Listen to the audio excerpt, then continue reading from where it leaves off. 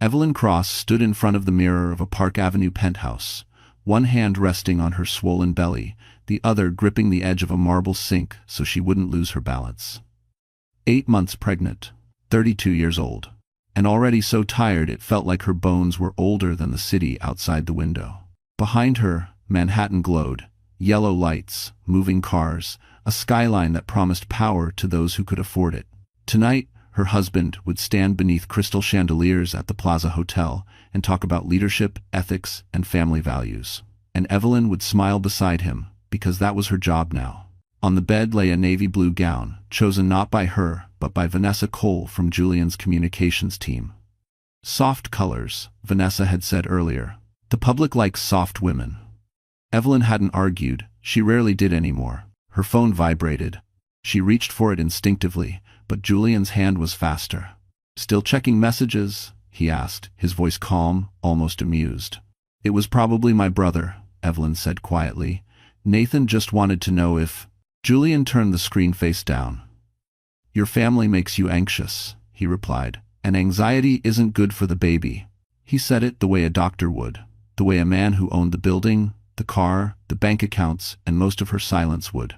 Downstairs, a black Mercedes waited. Julian slipped on his watch, adjusted his cufflinks, and glanced at her reflection. "Tonight matters," he said. "Investors, press, one wrong look, and people start asking questions." Evelyn nodded. She always nodded. As the elevator descended, her phone buzzed again in Julian's pocket. He glanced at it. Just for half a second, long enough for Evelyn to see the name on the screen. "Vanessa." Julian smiled to himself. "We'll be late," he said. "There are things we need to settle when we get back." Something in his tone made Evelyn's stomach tighten, and not because of the baby. She pressed her palm harder against her belly, whispering words only she and the child could hear. At the plaza, cameras flashed. Julian transformed instantly, his arm warm and firm around her waist. "This is my wife," he told a reporter. "She's my strength." Evelyn smiled for the world. But as they turned away, Julian leaned close and whispered, so softly no one else could hear, "Tonight is the last time you embarrass me." The ride back from the plaza was quiet in a way that made Evelyn's chest ache. Manhattan slid past the tinted windows of the Mercedes, lights smearing into long gold lines that looked almost soft, almost kind. Julian sat beside her, scrolling through emails on his phone, his face calm again, polished, as if the man who had whispered that threat minutes earlier had never existed. Evelyn watched his reflection in the glass. His jaw was relaxed, his breathing steady. That calm scared her more than his anger ever had. "You barely spoke tonight," Julian said without looking up. "I felt dizzy," she replied. "The baby." "The baby is fine," he cut in. "Dr. Harlan cleared you. You worried too much." "Dr. Harlan." The doctor Julian paid. The doctor who never asked Evelyn questions unless Julian was in the room. She turned her gaze to the city instead, one hand tightening around the fabric of her dress. Her phone buzzed in her clutch. This time, Julian didn't take it. He glanced down, saw the name, and smiled faintly. "Your brother again?" he asked. "You really should stop filling your head with their panic." "They're my family," Evelyn said, the words barely louder than a breath. Julian finally looked at her. "I am your family now." The car slowed as they turned onto Park Avenue. Their building rose ahead, all glass and steel, guarded by a doorman who straightened the moment he recognized Julian. The elevator ride up felt longer than usual, too quiet. The soft music piped in from hidden speakers did nothing to calm her nerves. Inside the penthouse, Julian loosened his tie and set his watch down on the console table with deliberate care. Evelyn slipped out of her heels, her feet aching, her back tight. She wanted to go to bed. She wanted to lie down and let the night end. Instead, Julian poured himself a drink. "You embarrassed me," he said, swirling the amber liquid in his glass. Evelyn turned slowly. "I didn't say anything wrong." "You don't need to speak to embarrass me," he replied. "People notice things. Your face, your posture, that look you get when you think you're invisible." "I was tired." "Everyone. Tired women don't get sympathy," Julian said flatly. "They get replaced." The word hung in the air between them. Replaced. Evelyn felt a familiar tightness creep into her chest. "Are you seeing someone else?" she asked, even though she already knew the answer. Julian laughed softly. You're pregnant and emotional. Don't start imagining enemies. Vanessa isn't imaginary. The glass stopped moving in his hand. Julian set it down slowly and walked toward her. Not fast, not angry, just controlled. Vanessa works for me, he said. She fixes problems. You used to understand that. I used to be allowed to think, Evelyn said, her voice shaking now despite her effort to stay calm. That was when Julian's expression changed. Not rage, disappointment. You're becoming a liability, he said, and liabilities need to be managed. Evelyn took a step back, her hand instinctively covering her belly. Please, she said, let's talk tomorrow. End quote. Julian glanced at the stairs, then back at her. No, he replied, we're talking now. As he moved closer, Evelyn's phone slipped from her hand and hit the marble floor, lighting up with an incoming call from Nathan. And upstairs, unseen by either of them, the hallway security camera recorded everything until the screen suddenly went black. The first thing anyone heard was the siren. It cut through the quiet streets just before dawn, sharp and urgent, echoing between buildings that had seen everything and cared about nothing. By the time the ambulance doors slammed shut, Evelyn Cross was already unconscious, her body still, her hand curled protectively over her stomach, as if instinct alone could finish the job her strength no longer could. At the hospital, bright lights replaced darkness. Nurses moved quickly. Orders were called out. Someone asked how far along she was. Someone else asked who the father was. Julian answered every question with practiced calm, his voice steady, his hands clean, his suit still perfectly pressed. She slipped, he said. She's been under a lot of stress. The words went into the chart before anyone questioned them. In the hallway outside the ICU, Julian paced once, then stopped. He made a call. His tone was low, efficient. Not worried. Not shaken. Just annoyed. Yes, he said, an accident at home. No, nothing public. Handle it. Vanessa Cole arrived less than an hour later. Hair neat, tablet in hand, eyes sharp. She took in the scene at a glance. The doctors, the glass walls, the machines keeping Evelyn alive. Her lips pressed together, not in fear, but calculation. Is she stable? Vanessa asked. For now, Julian replied. The baby too. Vanessa exhaled, almost relieved. Good. Then we control the narrative. By mid-morning, the first statement went out. A short one. Careful words. Concerned tone. Evelyn Cross, wife of Ashford Dynamics CEO Julian Ashford, was hospitalized early this morning following a fall at home. Doctors report she is receiving excellent care. The family asks for privacy. Privacy. That word became a shield. Nathan Cross read the statement on his cracked phone screen while sitting in his truck outside a factory in Ohio. He read it twice, then a third time, his jaw tightening with each line. A fall. His sister had grown up climbing trees, jumping fences, fixing things with him and their younger brother. She didn't fall easily. Caleb saw it too. Somewhere between rides, the headline popping up on his Uber app. He pulled over, hands shaking, and called Nathan without thinking. This isn't right, Caleb said. You know that. Nathan was already packing. Back in New York, Dr. Miriam Lowe stood at the foot of Evelyn's bed, studying the monitors, the bruising that didn't match the story, the tension still locked in her patient's body. She had seen accidents. She had seen fear. This was something else. Julian noticed her silence. Is there a problem, doctor? Dr. Lowe met his eyes. We're monitoring for complications, she said carefully. Vanessa stepped in smoothly. We'll need to limit visitors. She's fragile. Julian nodded. Only immediate family. I'm sure. Vanessa smiled. Exactly. As the day wore on, calls came in. Board members. Investors. A sympathetic journalist Julian trusted. Each conversation followed the same script. Concern, stability, control. No one mentioned the missing 9 minutes of security footage. No one mentioned the phone call Julian made before dialing 911. And no one yet noticed that in a quiet corner of the hospital, a nurse paused while reviewing Evelyn's intake notes, her brow furrowing as she whispered to herself. This doesn't look like a fall at all. By noon, the story no longer belonged to the hospital. It belonged to the public. Outside Ashford Dynamics' glass tower on Fifth Avenue, cameras lined the sidewalk, reporters murmuring as they checked notes and refreshed feeds on their phones.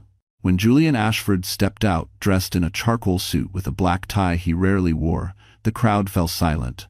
He looked like a grieving husband, pale, controlled, respectable. "Thank you for coming," Julian began, his voice steady as microphones tilted toward him. "This morning has been difficult for my family." Behind him, the Manhattan skyline rose like a monument to success.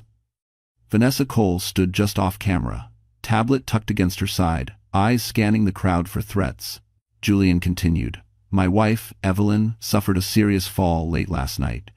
She has been under immense emotional stress due to her pregnancy and prior mental health struggles." The words landed exactly as Vanessa intended. A reporter raised her hand. "Mr. Ashford, are you saying this was a suicide attempt?" Julian paused, just long enough. "I'm saying my wife needs compassion, not speculation," he replied softly. "Doctors are doing everything they can." Inside the hospital, Dr. Miriam Lowe watched the press conference on a muted television in the staff lounge. Her jaw tightened. Mental health struggles, stress, falls. She'd seen this before. Powerful men rarely needed to lie outright. They only needed to redirect. Back in Ohio, Nathan Cross watched the same clip on his phone, his knuckles whitening around the device. His sister's name trended beneath hashtags he didn't recognize. Words like fragile, unstable, tragic. "They're burying her," he muttered. Caleb, sitting beside him at the kitchen table, nodded grimly. "They're turning her into a story she can't fight." At the hospital, Vanessa moved quickly. Visitor lists were updated. Security was tightened. A note appeared in Evelyn's file recommending limited contact due to emotional volatility. It wasn't signed by Dr. Lowe. Julian visited Evelyn once that afternoon.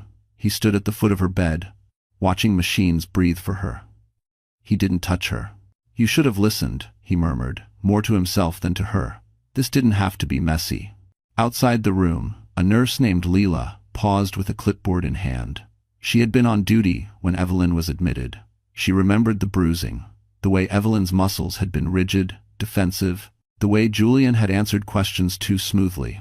Lila looked down at the intake form again. Stress-induced fall. No witness, no detailed explanation. She swallowed. Meanwhile, Vanessa met with a sympathetic columnist over coffee in a quiet midtown cafe. "Julian is exhausted," she said. "He's been protecting Evelyn for years. This pregnancy just pushed her over the edge." The columnist nodded, already typing. By evening, the narrative was set. Headlines softened Julian and hollowed Evelyn out. At sunset, 2 men arrived at the hospital from Ohio. They didn't wear suits, they didn't bring statements. They brought fear, determination, and blood ties no press release could erase. Nathan and Caleb Cross stood at the reception desk, asking for their sister. The clerk hesitated. "I'm sorry, visiting hours are restricted." Nathan leaned forward, his voice low and calm. "That's my sister. And someone is lying about how she got here." Upstairs, as Evelyn lay motionless, a small change flickered across her monitor. Almost imperceptible. A shift. A sign. And in Julian's penthouse, long after dark, Vanessa received a message from an unknown number that made her blood run cold. "We know the fall didn't happen." Nathan Cross hated hospitals. The smell of antiseptic. The way time stretched in hallways where people waited for news that could ruin them. He stood at the reception desk with his hands flat on the counter, forcing his voice to stay calm while the clerk avoided his eyes. "I understand the policy," Nathan said. "But that woman upstairs is my sister." The clerk glanced at the screen again. "I'm sorry. Mr. Ashford requested restricted access. Only his approval." "Julian Ashford doesn't get to decide who loves her," Caleb cut in.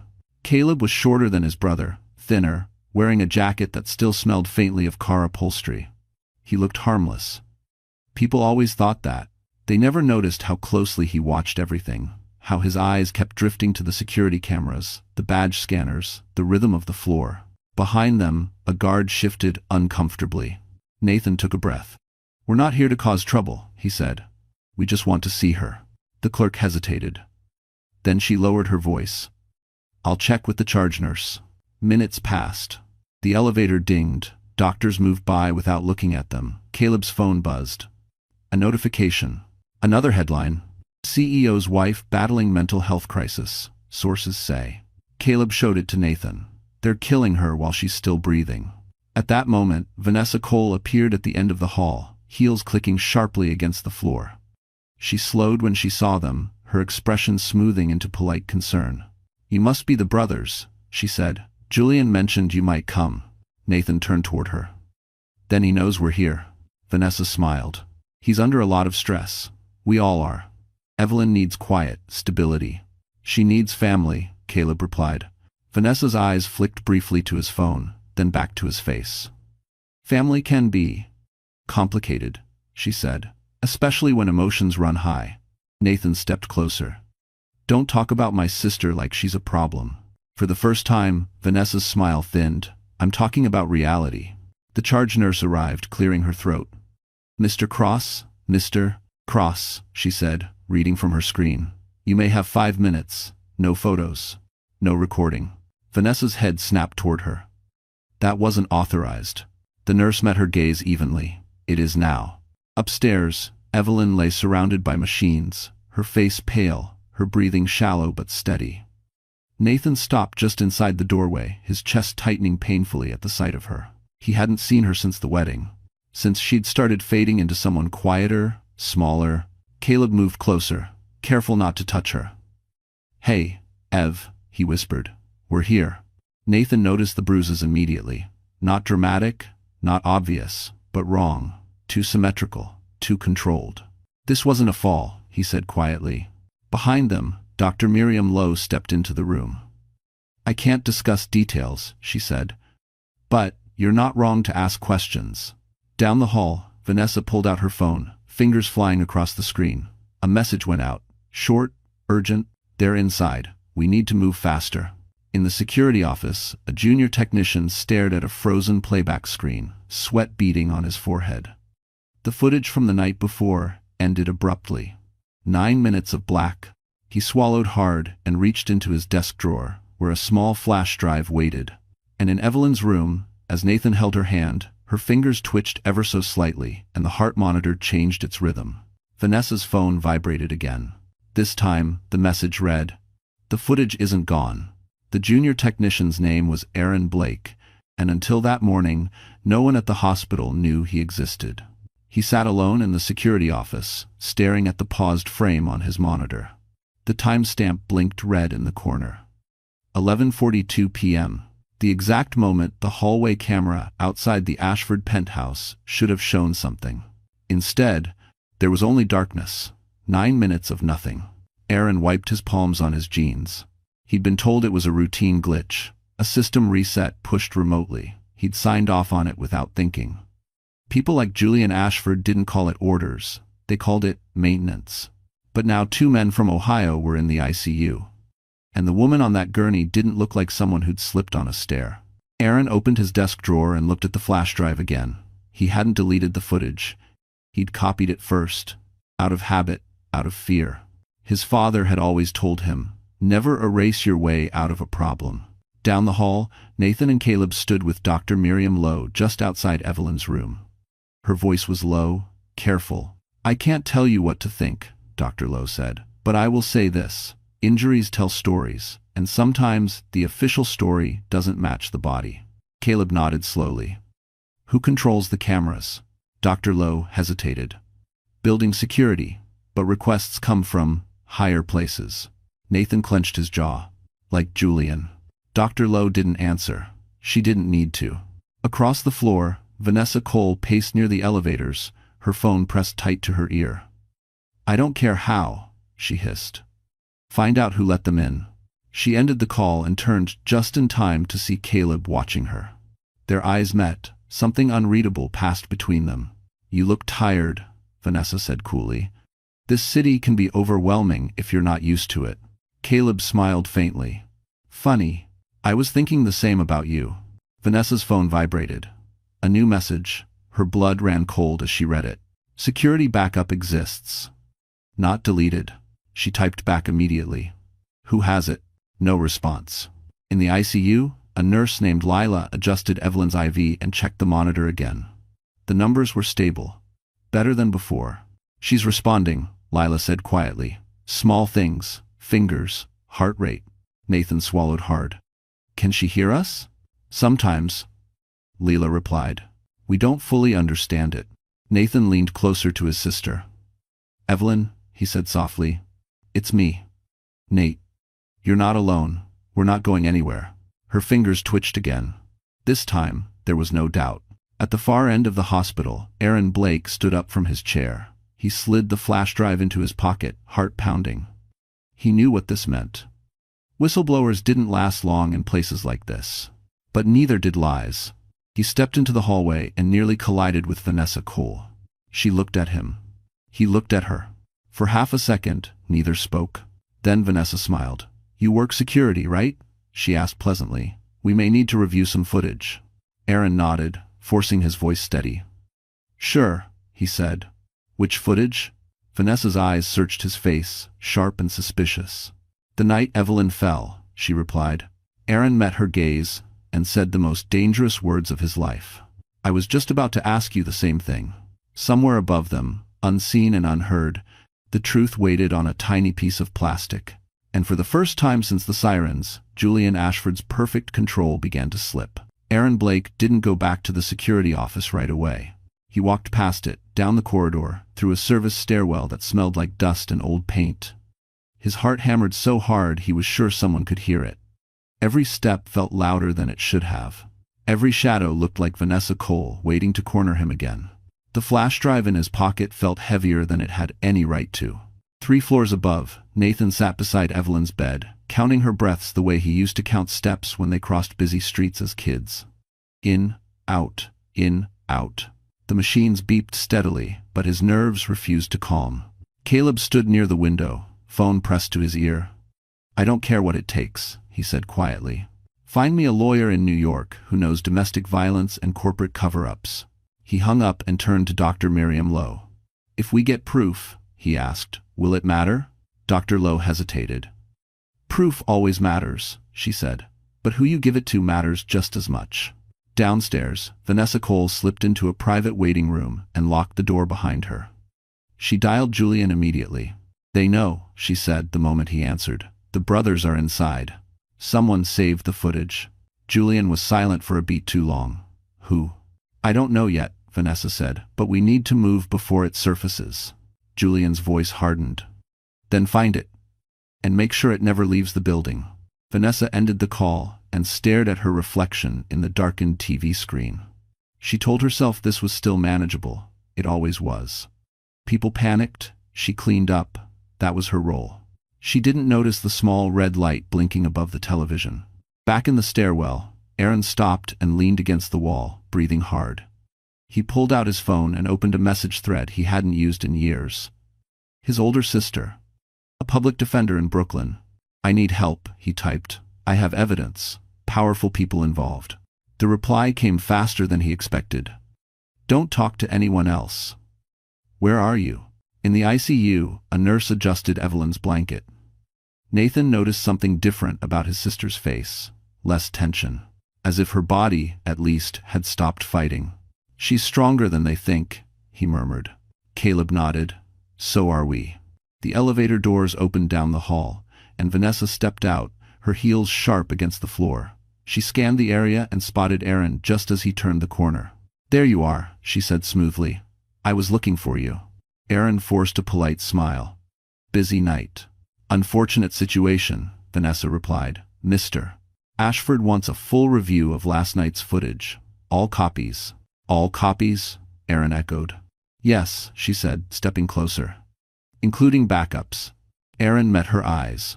For a moment, he saw something flicker there. Not confidence, fear.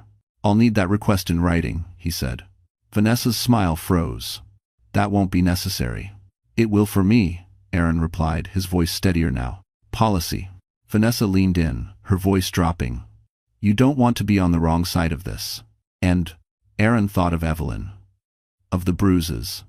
Of 9 minutes of darkness. I think I already am, he said. Upstairs, Evelyn's monitor beeped faster, her fingers curled weakly around Nathan's. And in Aaron's pocket, the flash drive pressed against his leg like a warning, holding a truth that could destroy a city's favorite CEO. By the second night, the hospital no longer felt neutral. It felt watched. Nathan sensed it first. The way security guards lingered too long near Evelyn's room. The way nurses lowered their voices when Julian Ashford's name came up.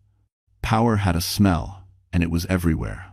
Caleb felt it too, but he focused on details instead of fear. Patterns, timing. Who walked where, and when. "They're tightening the circle," Caleb said quietly as he stood near the window, Manhattan glowing below. "Which means we're closer than they want." Nathan looked down at his sister. Her breathing was steadier now, but she still hadn't opened her eyes. "Closer to what?" "The truth," Caleb replied. "And they're about to make a mistake."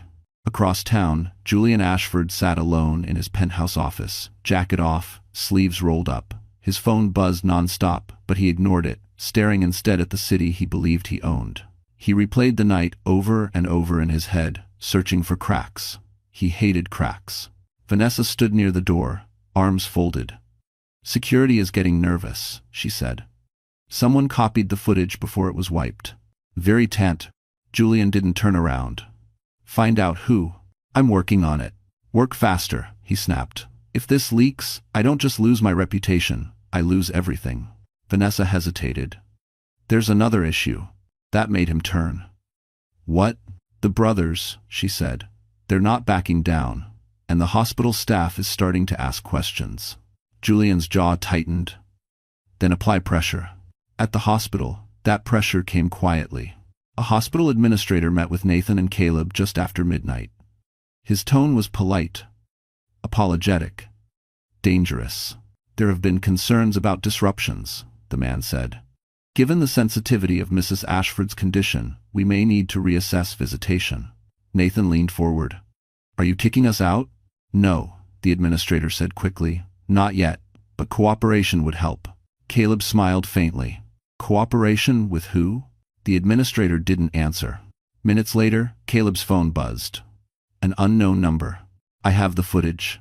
They're coming for it." Caleb's pulse spiked. He typed back immediately. "Where are you?"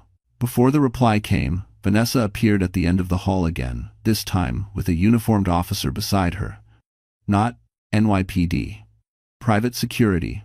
She stopped when she saw Caleb holding his phone. "Problem?" she asked sweetly.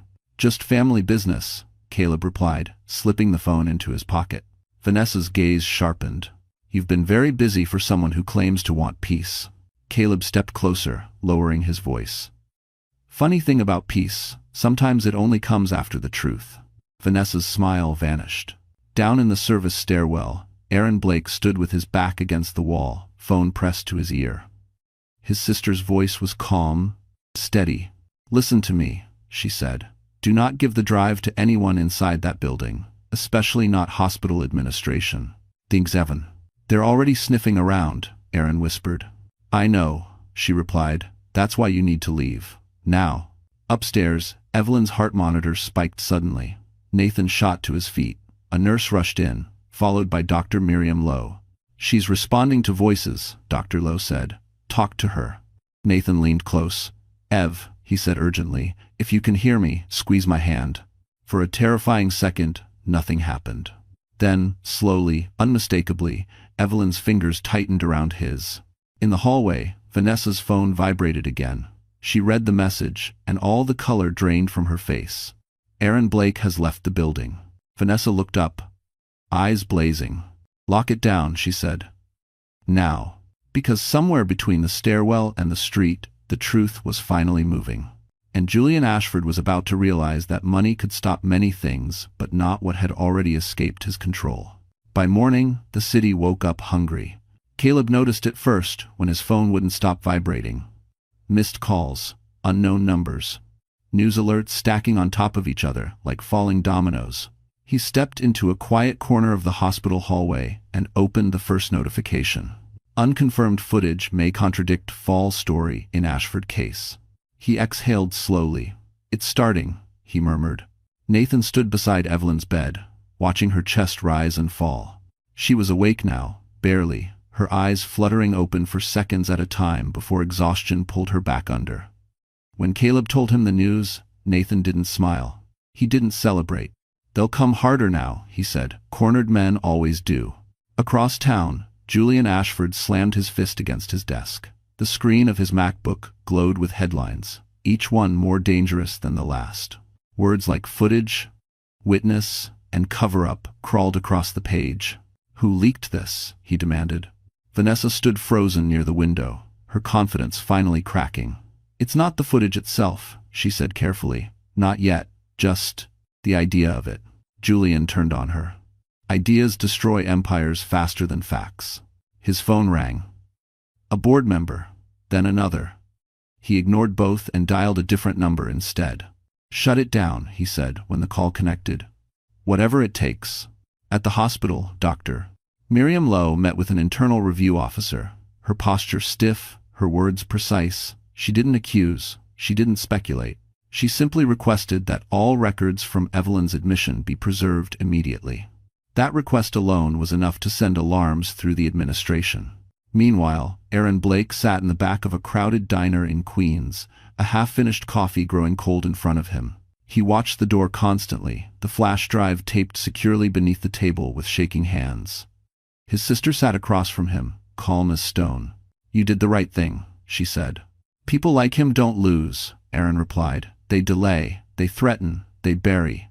She leaned forward. "Not when the story escapes them." Back at the hospital, Vanessa arrived with a smile that didn't reach her eyes. She approached Caleb first, her voice low. "You should take your sister home," she said. "Before this turns ugly." Caleb looked at her steadily. "It already did. You just didn't think anyone would survive it." Vanessa's jaw tightened. "You think you're winning," she said, "but you don't understand the cost." Before Caleb could reply, a nurse rushed past them. "Dr. Lowe needs you," she said urgently. Inside Evelyn's room, the television was on. Not loud, just enough. Julian Ashford's face filled the screen as he stepped up to a microphone outside his building, jaw clenched, eyes hard. "There has been misinformation," Julian said. "My wife is ill, and I will not allow opportunists to exploit her condition." Evelyn's eyes opened fully for the first time. She looked at the screen, at Julian, at the lie. Then she turned her head toward Nathan and whispered, barely audible but unmistakably clear, "He's lying." The room went still, and somewhere across the city, a video file finished uploading. The room didn't breathe for a second after Evelyn spoke. Nathan felt it before he understood it. The shift. The weight lifting just enough to remind him that his sister was still there, still fighting. He leaned closer, his voice trembling despite himself. "Ev," he said softly, "say it again." Evelyn swallowed. Her throat was dry, her lips pale, but her eyes were clear now, clear in a way Nathan hadn't seen in years. "He's lying," she repeated, a little stronger this time. "About everything." Caleb stood frozen near the door, his hands clenched into fists. For weeks, they had been fighting shadows, press releases, legal language, smiling faces that hid knives. And now, finally, the truth had a voice. Dr. Miriam Lowe stepped forward, her professional composure slipping just enough to reveal emotion. "Evelyn," she said gently, "do you know where you are?" "In the hospital," Evelyn replied. "Because my husband hurt me." The words landed like thunder. Outside the room, a nurse stopped walking. Another slowly turned. This wasn't a rumor. This wasn't a leak. This was a patient, conscious, naming her abuser. Dr. Lowe straightened. "I'm calling this in," she said. "Officially." Nathan reached for his sister's hand. Careful, reverent. "You don't have to do everything at once," he told her. "Just breathe." Evelyn nodded faintly. "I'm not scared anymore," she whispered. "Not of him? It's Juan." Across the city, Julian Ashford watched the same press conference replay on mute from his office. His phone buzzed repeatedly on the desk, but he didn't answer. He was already calculating, already adjusting. He told himself this was just another obstacle. Vanessa burst into the room without knocking. "The footage," she said. "It's gone public. Not all of it. Enough." Julian turned slowly. "Enough for what?" "For people to start asking questions you can't control," she replied. "And there's more." Evelyn is awake. Julian's expression hardened. "That doesn't change anything." "It changes everything," Vanessa snapped. "If she talks." "She won't," Julian said coldly. "She's unstable. That's the story." Vanessa stared at him, something like doubt finally creeping into her eyes. For the first time, she wondered if she had bet on the wrong man. Back at the hospital, A police officer stood just outside Evelyn's room, speaking quietly into his radio. The hospital administrator returned, no longer polite, no longer evasive. "We'll need a formal statement," he said. "You'll get it," Dr. Lowe replied. "When she's ready." Evelyn squeezed Nathan's hand again. "I remember," she said suddenly. "The stairs, the words he said before." Caleb stepped closer. "What words?" Evelyn took a slow breath, each inhale a battle. "He said the baby made me weak, that I was ruining him." Caleb closed his eyes briefly, steadying himself. Outside, reporters gathered again, sensing blood in the water. Phones were raised. Questions shouted. And deep in the city's digital bloodstream, the video file continued to spread, copied and recopied, impossible to pull back. Evelyn Cross had survived. She had spoken. And for the first time since that night at the plaza, the story was no longer Julian Ashford's to tell. By the next morning, Manhattan felt different. Not louder. Not angrier. Just alert, the way a city gets when something powerful has slipped. News vans crowded the curb outside the hospital. Their satellite dishes pointed skyward like metal flowers. Reporters whispered into phones, checking sources, chasing confirmations that no one wanted to give on record yet. Nathan watched it all from the window of Evelyn's room. "They're circling," he said quietly. "They should," Caleb replied. "For once, it's not us they're hunting. Thanks for watching." Inside the room, Evelyn rested with her eyes closed, exhausted but stable. Speaking had taken more out of her than she admitted. Still, her grip on reality felt firm now, anchored by the truth she had finally let out. Dr. Miriam Lowe entered with a clipboard and a look she didn't bother to soften. "Hospital administration has notified the police formally," she said. "This is no longer an internal matter." Nathan exhaled slowly. "About time? I never." Across the city, Julian Ashford sat in a conference room with floor-to-ceiling windows overlooking the skyline. The board of Ashford Dynamics appeared on a massive screen, faces tense, some angry, others afraid. "This is becoming untenable," one board member said. "Our stock dipped 6% overnight." Julian kept his hands folded, calm on the surface. "This is a family issue being exploited," he said. "I can contain it." Another voice cut in. "Can you?" Silence followed. Vanessa sat just out of frame, her tablet untouched. She hadn't slept. For the first time in years, she felt the ground shifting beneath her feet. At the hospital, 2 detectives arrived, plainclothes, no drama. They spoke with Dr. Lowe first, then with Nathan and Caleb. They listened, took notes, asked careful questions. "We'll need to speak with Mrs. Cross when she's able," one detective said. "She will," Nathan replied. "She's done being quiet." BC. Down the hall, a television replayed the leaked footage on loop, grainy, partial. Enough to show Julian's shadow looming, Evelyn stumbling backward, fear unmistakable in her posture. It wasn't the full truth, but it was devastating. A nurse passing by stopped and shook her head. "I knew it," she murmured. That single sentence echoed everywhere. In Queens, Aaron Blake watched the same clip on his laptop, his stomach tight. His sister stood behind him, hands on his shoulders. "You did this," she said softly. "No," Aaron replied. "She did." Back in the boardroom, a legal advisor spoke carefully. "Given the circumstances, it may be wise for Mr. Ashford to step back temporarily." Julian's eyes flashed. "I'm not stepping down." The advisor met his gaze. "Then the board may have no choice." At the hospital, Vanessa appeared one last time outside Evelyn's room. Her posture was still elegant, but her voice wavered. "This could get very ugly," she said to Caleb.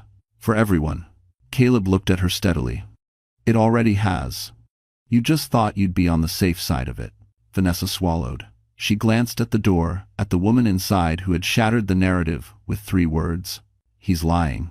As dusk settled over the city, police lights reflected off glass towers and quiet streets alike. The story had moved beyond spin, beyond control. Manhattan had chosen a side, and Julian Ashford was running out of places to hide. The official interview took place in a small, windowless room at the hospital, far from cameras and noise. 2 detectives sat across from Evelyn Cross, their posture respectful, their voices calm. A recorder rested on the table between them, its red light blinking steadily. Evelyn's hands trembled slightly as Nathan sat beside her, close enough that she could feel his presence without looking. Caleb stood near the door, arms crossed, watching everything. "Take your time," one detective said. "Start wherever you need." Evelyn closed her eyes for a moment. When she opened them, her voice was quiet but steady. She didn't dramatize, she didn't exaggerate, she simply told the truth. About the control. The isolation. The nights Julian decided when she slept, when she ate, who she spoke to. About the argument after the gala. About the words he used when no one could hear them. And finally, about the moment she realized he didn't see her as a person anymore, only as a risk. When she finished, the room was silent. "That wasn't a fall," the second detective said gently. "No," Evelyn replied, "it wasn't." Across the city, the board of Ashford Dynamics convened again, this time without Julian present. Lawyers filled the room. So did fear. The leaked footage had spread overnight, picked apart frame by experts and strangers alike. Then, a new email arrived. From A. Blake. Subject: Security Backup, Ashford Residence. The attachment was small. Devastating. In a diner in Queens, Aaron Blake stared at his phone as his sister squeezed his hand. "Once this goes in," she said, "there's no taking it back." Aaron nodded. "Good." The footage wasn't dramatic. It didn't need to be. It showed Julian blocking the stairwell, Evelyn backing away, his hand grabbing her arm, her body twisting, trying to protect her stomach. And then the moment she disappeared from view.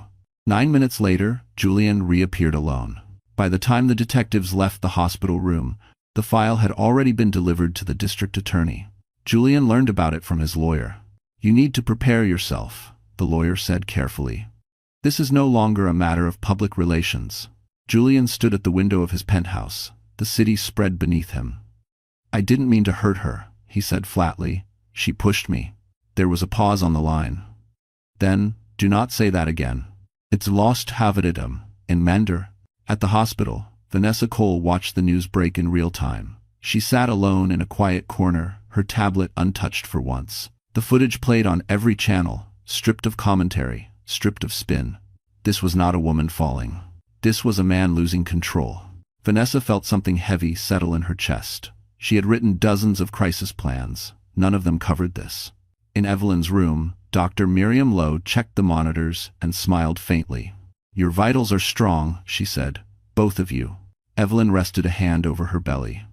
For the first time in months, she felt something close to peace. Outside, police cars pulled up beneath glass towers. Board members resigned. Statements were rewritten. Phones rang unanswered. The truth had crossed the point of containment.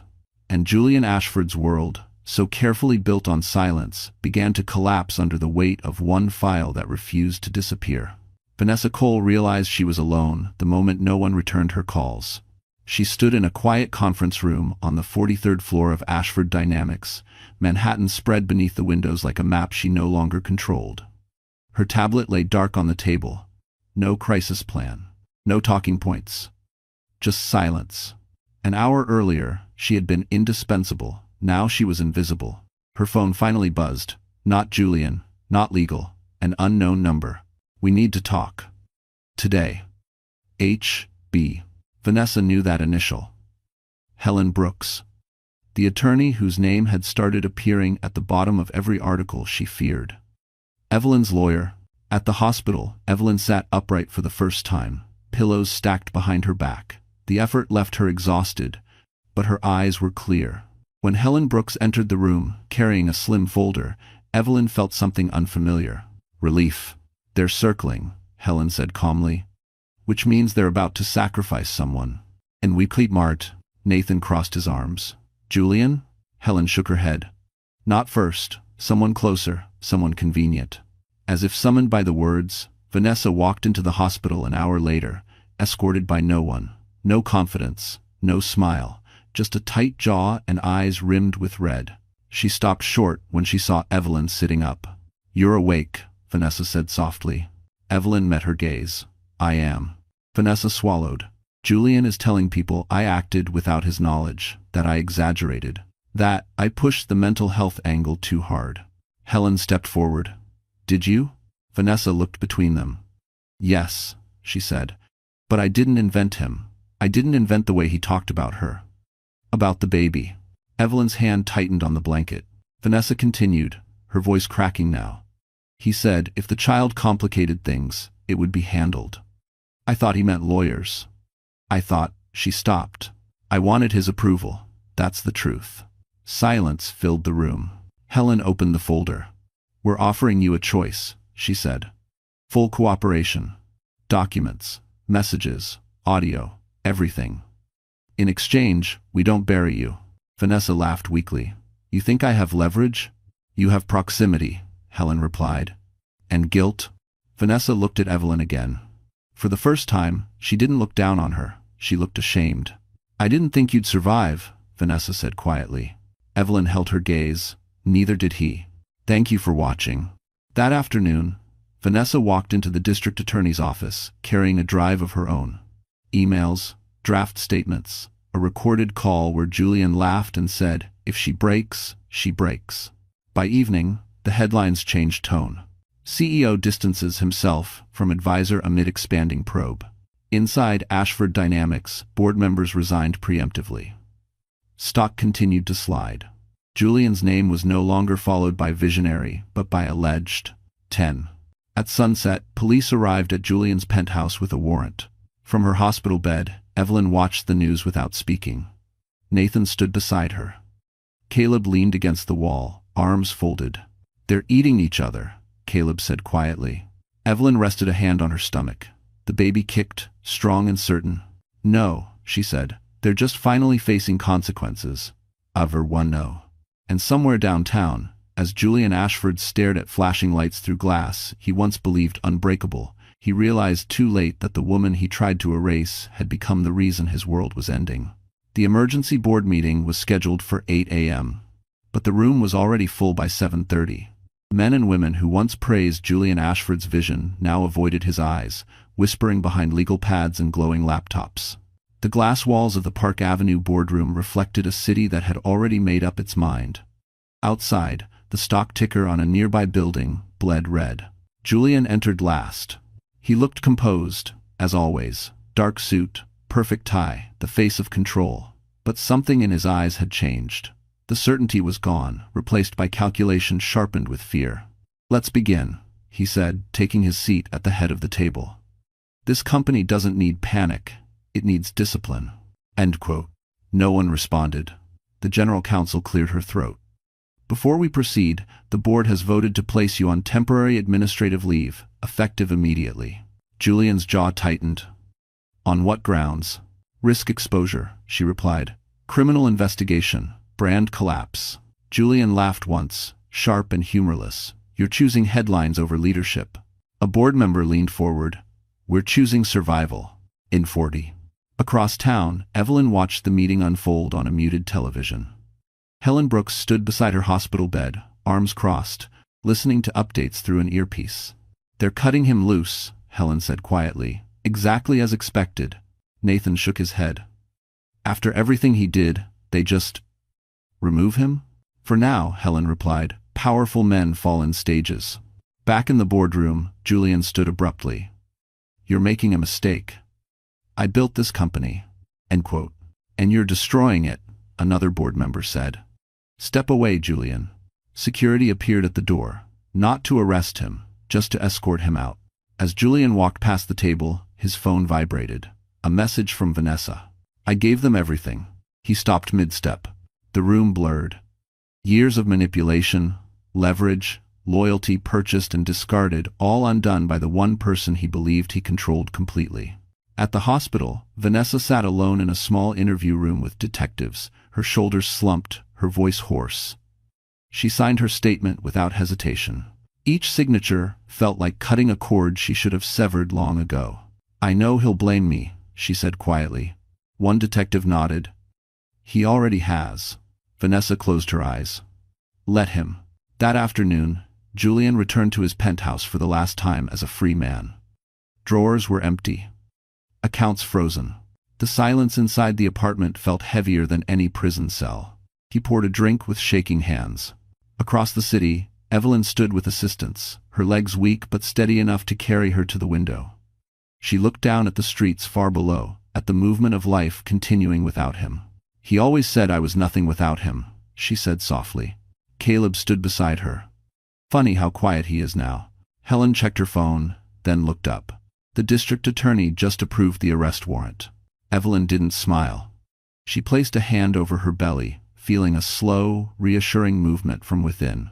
Good, she said. Then it's finally over. But as police lights began to flash outside the penthouse below, Julian Ashford made one last call, one that would prove he still hadn't learned the most important lesson of all. And when Evelyn's phone rang moments later, an unfamiliar number lighting the screen, she knew the storm wasn't finished yet. Evelyn stared at the phone as it vibrated again on the tray beside her bed. Unknown number, Manhattan area code. For a moment, the room felt smaller, the air heavier, as if the past had found a way to slip through the cracks. Nathan reached for it instinctively. Don't, Evelyn said softly. I want to hear him. She answered and put it on speaker. Evelyn, Julian's voice said, low and controlled, like it used to be. We need to talk. Caleb's shoulders stiffened. Helen Brooks lifted a hand, signaling silence, already recording. You shouldn't be calling me, Evelyn replied. I shouldn't be a lot of things right now, Julian said. But here we are. Outside the hospital window, sirens wailed faintly. Julian exhaled, then continued. You don't understand what you're doing. These people, your lawyer, your brothers, they'll destroy everything. There's still time to stop this. Evelyn closed her eyes. For years, that tone had worked. Calm. Reasonable. Framing his control as protection. Stop what? She asked. The statement, Julian said. The cooperation. We can say this was a misunderstanding. Stress. Pregnancy. I'll take care of you. Of the baby. Nathan's jaw clenched. Caleb shook his head slowly, disbelief written across his face. You already tried to take care of me, Evelyn said. That's why I'm here. Julian's breath hitched, just barely. You're being influenced. I'm being honest. Silence stretched between them. When Julian spoke again, the mask slipped. You think the world will side with you? He said. I built this city's trust. I funded their hospitals, their campaigns. You think one woman changes that? Yes, Evelyn said quietly. I do. Julian laughed, sharp and bitter. Then let me make this simple. Withdraw your statement, and I won't contest custody. The room went still. Helen's eyes hardened. Nathan took a step forward, then stopped himself. You don't get to bargain with my child, Evelyn said, her voice steady. You don't get to say his name. Julian's tone turned cold. Be careful. Evelyn leaned back against the pillows, one hand resting over her belly. I am. For the first time, there was a knock at the door. A police officer stood just outside, speaking quietly to hospital security. Helen checked her phone, then met Evelyn's gaze and nodded once. Julian, Evelyn said, they're coming for you. Another pause. Longer this time. You did this, Julian said, the control finally cracking. No, she replied, you did. The line went dead. Across the city, Julian Ashford stood in his darkened penthouse as red and blue lights painted the walls. He looked at his phone, then at the door, as if considering one last move. Somewhere deep down, he still believed he could talk his way out. At the hospital, Evelyn exhaled, her body trembling as the adrenaline faded. Nathan took her hand. Caleb stood watch by the door. Helen pressed stop on the recording. That call helps us, Helen said. A lot. Evelyn nodded, tears finally slipping free not from fear, but from release. And as the city braced itself for what would come next, one truth settled quietly in the room. Julian had just sealed his own fate. Because the moment he tried to negotiate a child's future, he crossed a line no power could erase. The knock came at exactly 9:17 p.m. It wasn't loud, it didn't need to be. The kind of knock delivered by people who already knew you had nowhere to go. Julian Ashford stood frozen in the center of his penthouse living room, the city lights of Manhattan flickering against the glass behind him. For the first time in his life, the silence didn't feel obedient. It felt judgmental. Another knock. He straightened his jacket out of habit, as if appearance still mattered, as if power could be buttoned back into place. When he opened the door, two detectives stood there, badges visible, faces unreadable. A uniformed officer waited just behind them. Julian Ashford, one detective said. You're under arrest for felony assault, coercion, and witness intimidation. Julian's lips parted, then closed again. "This is unnecessary," he said. "My attorney." "You can call him," the detective replied calmly. "After we leave." They stepped inside. Cold steel clicked around Julian's wrists, the sound impossibly loud in the expensive, empty room. For a brief second, panic flashed across his face before he forced it back down. Cameras waited outside. By the time Julian was led through the lobby, flashes exploded like fireworks. Someone shouted his name. Someone else shouted a question he didn't answer. Across the city, Evelyn watched the arrest on television from her hospital bed. She didn't feel joy. She felt still. Nathan stood behind her, hands resting on the back of her chair. "It's done," he said quietly. "No," Evelyn replied. "It's begun." He said. At the precinct, Julian sat in a holding room, his tie removed, his confidence stripped down to raw calculation. He stared at the table, replaying mistakes. The call. The threats. Vanessa's betrayal. Across the hall, detectives reviewed recordings, footage, transcripts. Each piece fit too well to ignore. "This isn't just domestic violence," one detective said. "This is a pattern." Back at the hospital, Helen Brooks closed her laptop and exhaled. "The DA is pressing full charges," she said. "And they're requesting a protective order immediately." Evelyn nodded. "For my son." "For both of you," Helen corrected gently. Later that night, a nurse wheeled Evelyn to a quieter wing. The chaos had settled, replaced by something unfamiliar, peace edged with exhaustion. Caleb walked alongside her, silent but steady. "You okay?" he asked. Evelyn thought for a moment. "I'm not afraid," she said. "That feels new, doesn't Tanda?" In a downtown jail, Julian Ashford lay awake on a narrow bunk, staring at the ceiling. No glass walls, no skyline, no assistants waiting outside the door, just concrete and fluorescent light. For the first time, no one listened when he spoke. By morning, the headlines were everywhere. Ashford arrested in domestic assault case. CEO denied bail pending hearing. At the hospital, Dr. Miriam Lowe checked Evelyn's vitals and smiled. "You're strong," she said. "Both of you." "Danar." Evelyn rested a hand over her belly. The baby kicked gently, as if agreeing. She looked out the window at a city that had finally stopped protecting the wrong man. Julian had spent his life believing consequences were for other people. Now, sitting alone behind locked doors, he was forced to confront the truth he had avoided for too long. Power doesn't disappear quietly. It collapses. And when it does, it leaves nothing behind to hide in. The arraignment happened 2 days later, and the city showed up for it.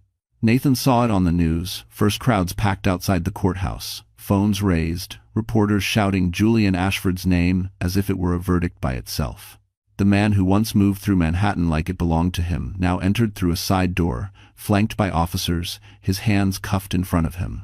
Evelyn watched from her hospital room, wrapped in a blanket, the television volume low. She didn't look away. Julian looked smaller on the screen. Not weak, just exposed. His shoulders were tense, his jaw tight, eyes darting in a way that betrayed how little control he had left. For the first time, he wasn't directing the narrative. He was trapped inside it. "The judge has denied bail," the anchor said, citing risk of witness intimidation. Caleb let out a slow breath. "That's it," he said. "No more calls, no more pressure. If you can said over Resner." Evelyn nodded, though part of her still felt like she was holding her breath. Trauma didn't disappear just because handcuffs appeared. Inside the courtroom, Julian's attorney argued forcefully, pointing to his record, his philanthropy, his lack of prior convictions. The judge listened, then looked down at the file in front of him. "This court takes allegations of domestic violence seriously," the judge said evenly, "especially when supported by video evidence and recorded communications." "Interesting." Julian didn't react. But something flickered behind his eyes. Fear, sharp and unfamiliar. In the gallery, Vanessa Cole sat 2 rows back, arms folded, face pale. She avoided looking at him. She knew better now. Loyalty had an expiration date, and she had already passed hers. At the hospital, Dr. Miriam Lowe checked Evelyn's blood pressure and smiled. "You're doing remarkably well," she said. "Considering everything." Evelyn managed a small smile. "I think my body finally knows it's safe. It's for." That afternoon, Helen Brooks arrived with a stack of papers. "Protective orders are in place," she said. Full custody proceedings will begin after the birth, but given the circumstances, he won't touch my child, Evelyn said firmly. No, Helen agreed. He won't. In jail, Julian Ashford sat alone during recreation, the noise around him dull and distant. Other inmates recognized him now, not with respect, with curiosity, with hunger. Power didn't mean much here. He replayed the night again, searching for the moment he could have stopped himself. The moment things tipped, but control had always felt like instinct to him. He had never learned where it ended. Back in Manhattan, Ashford Dynamics announced an interim CEO. Donations were quietly redirected, buildings removed his name overnight. A city erasing a man it once celebrated.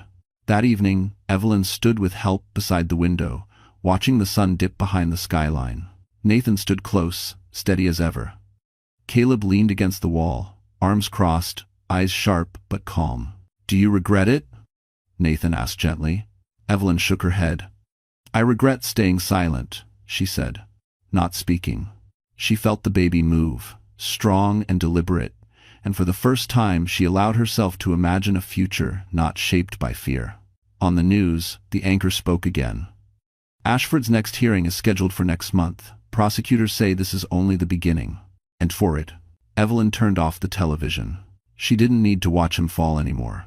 She was already rising. Labor began just before sunrise. Evelyn woke to a deep, tightening pain that stole the air from her lungs and replaced it with something raw and unstoppable.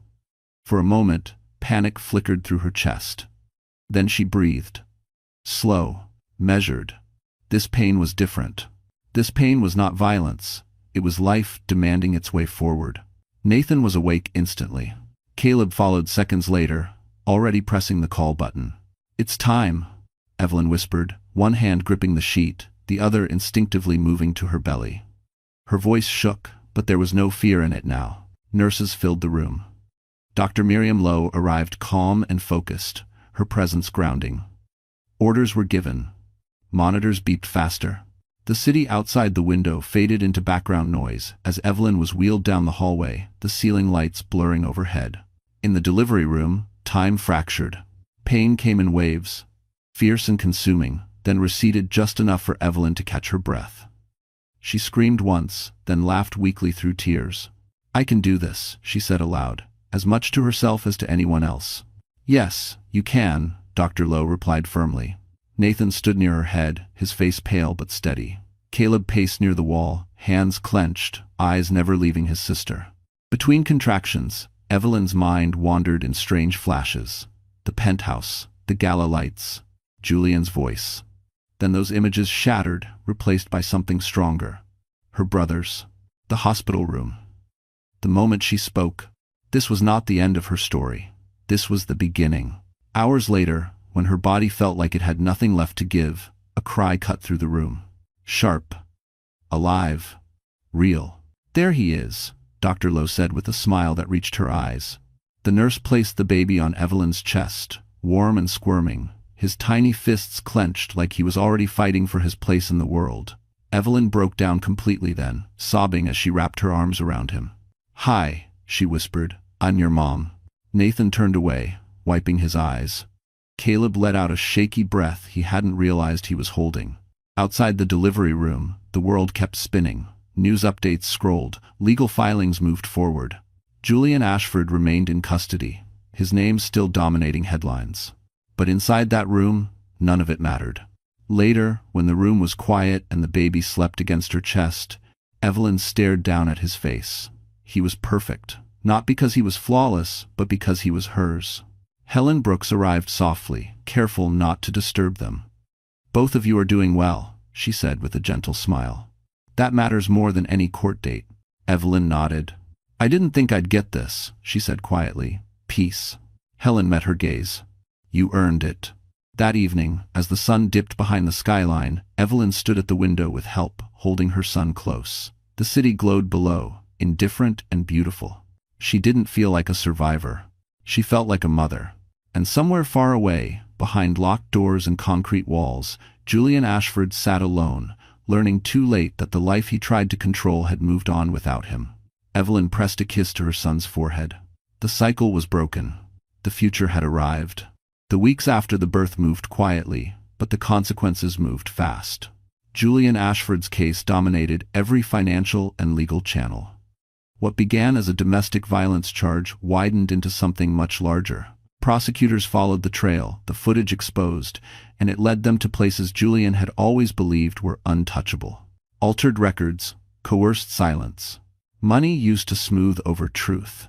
Each day brought another headline. Former CEO faces additional charges. Ashford Dynamics, under federal review. Board members testify in expanding case. Evelyn read none of them.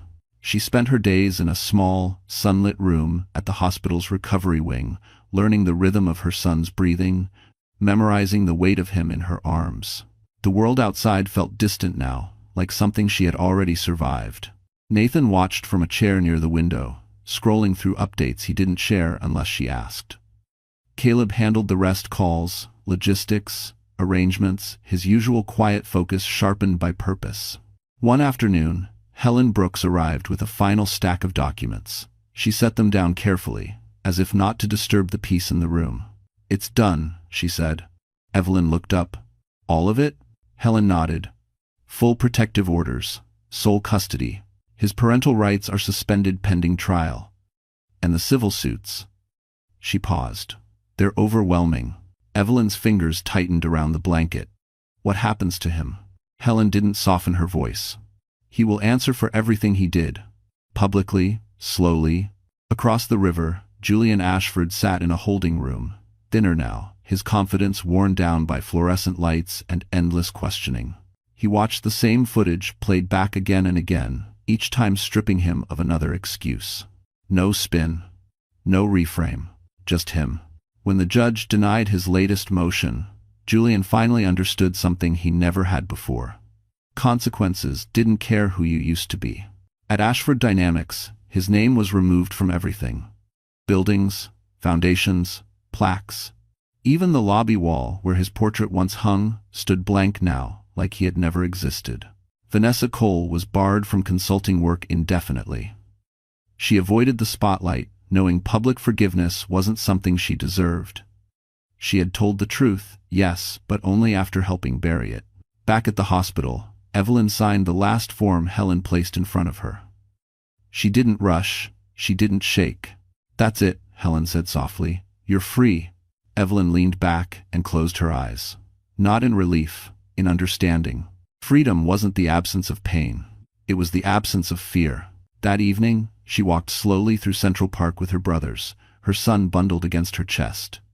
The city moved around them. Runners, dogs, laughter, life continuing without pause. No one recognized her. And for the first time, that felt like a gift. Caleb glanced at her. "You okay?" Evelyn smiled faintly. "I'm better than okay." She looked down at her son, his tiny hand gripping her finger with surprising strength. Julian Ashford would spend years paying for what he had done. In courtrooms, in cells, in the long silence that followed power. But Evelyn's victory wasn't watching him fall. It was walking forward without looking back. The city had taken notice of the truth. Now, it was finally letting her live. Spring came quietly that year. Not with headlines or sirens, but with small, ordinary moments that felt almost unreal after everything Evelyn Cross had survived. Morning light through thin curtains. The soft weight of her son sleeping against her chest. Coffee cooling on the kitchen counter because she forgot it was there. She no longer lived in Manhattan. The apartment was modest, tucked into a quiet neighborhood outside the city, close enough for work but far enough from glass towers and memories. The walls were bare for now. No art, no statements, just space to breathe. Nathan helped fix the loose cabinet door that Julian once promised to replace and never did. Caleb assembled the crib, muttering under his breath while following instructions that made no sense. They argued. They laughed. They stayed. Evelyn watched them from the couch, her son cradled in her arms, and felt something settle inside her chest. This was what safety felt like. The trial moved forward without her presence. Helen Brooks handled everything, sending updates when necessary, never pushing. Julian Ashford's name still appeared in the news, but now it was followed by words like sentencing and liability. The city that once shielded him no longer looked his way. Evelyn didn't celebrate. She healed. Some afternoons, when the baby slept, she read. Real books, not self-help manuals meant to make her quieter or easier to manage. Stories about women who lost everything and still found meaning. She marked pages. She underlined sentences that felt like truths she'd always known but had never been allowed to say out loud. One evening, as the sun dipped low and painted the room gold, Evelyn stood at the window, rocking her son gently. He blinked up at her, eyes curious, trusting. "I won't lie to you," she whispered. "I won't make you smaller to make myself safer." He yawned, unimpressed, and Evelyn laughed softly. Later that week, she met someone new. Not a savior. Not a powerful man with promises. Just a neighbor, kind and awkward, who offered to carry groceries when he saw her struggling with the stroller. He didn't ask questions. He didn't recognize her. He didn't need to. They talked about weather, about sleep deprivation, about nothing important, and that was enough. Months later, the final verdict came down. Guilty on all major charges. Sentencing scheduled. Appeals denied. Helen called Evelyn personally. "It's over," she said. Evelyn closed her eyes. Not in relief, in gratitude. That night, she held her son close and let herself cry, not from pain, but from release, from knowing the cycle had ended with her. Julian Ashford lost his freedom, his legacy, and the name he once used to control rooms. He would spend years answering for what he had done, far from the world that once applauded him. Evelyn gained something far more rare. She gained her voice. She gained her family. She gained mornings without fear and nights without dread. And as her son grew, learning her face, her voice, her laugh, she understood the truth that no court could deliver. Justice wasn't watching a powerful man fall. Justice was standing in a quiet room, holding the life you protected, knowing you were finally free. So, the story has come to an end. And if you're still here with us right now, really still here, then maybe something in this journey touched your heart in a quiet way. Stories like this don't stay on the screen. They follow us into our own lives, into the moments when we feel small, trapped, or afraid to speak. What this story reminds us is simple but powerful. Silence protects pain, not peace. Real strength isn't found in control, money, or image. It's found in truth, in choosing to stand up even when your voice shakes. As the Stoic philosopher Marcus Aurelius once wrote, "You have power over your mind, not outside events. Realize this, and you will find strength." Healing begins the moment we stop trying to survive who we were forced to be and start honoring who we truly are. Another Stoic truth says, "What stands in the way becomes the way." Pain doesn't disappear by pretending it never happened. It becomes the path that teaches us boundaries, self-respect, and compassion for ourselves and others. Like Evelyn, we don't heal by winning revenge, we heal by reclaiming our lives. If this story moved you, if it reminded you that you are not alone, please like this video, share it with someone who might need it, and subscribe to our channel. Your support helps us keep telling stories that heal, awaken, and remind us of our worth.